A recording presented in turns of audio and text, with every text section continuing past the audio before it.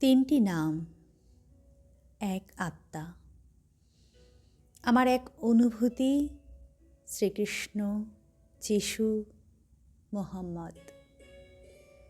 তিনটি নাম, তিনটি পথ, কিন্তু একটি হৃদয়। ভগবান শ্রীকৃষ্ণ তেরবিদ্ধ হয়ে এই পৃথিবীর লীলা শেষ করেছিলেন। প্রভু যিশু কাঁটার মুকুট পরে মানুষের পাপ নিজের বুকে নিয়েছিলেন, আর মোহাম্মদ নীরবে অসুস্থ শরীর নিয়ে নিজের প্রভুর ডাকে সাড়া দিয়ে চলে গেলেন। তারা কেউই মৃত্যুকে ভয় করেনি, কারণ তারা জানতেন এটা শেষ নয়, এটা ফিরে যাওয়া।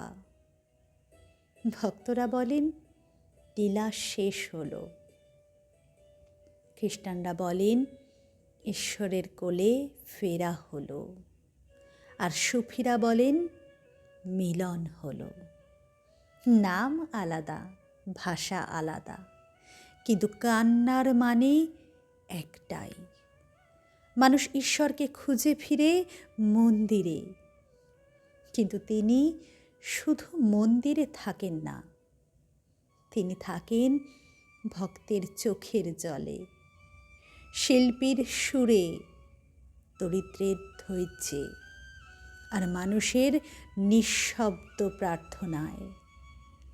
ঈশ্বর এক, পথ অনেক, কিন্তু কান্না, ভালোবাসা আর আত্মসমর্পণ সব মানুষের একই। আমি যখন ভগবানের আরাধনা করি, তাহার নাম স্মরণ করি, এই তিনটি পথকেই একসাথে অনুভব করি। আমার ঈশ্বর শুধুমাত্র মূর্তিতে থাকেন না, তিনি থাকেন প্রতিটি জীবিত সত্তার হৃদয়ে, ভালোবাসায়।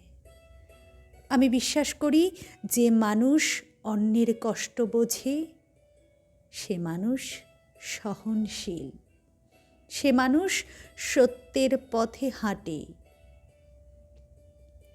সেই মানুষই আসলে ঈশ্বরের সবচেয়ে কাছের হয়।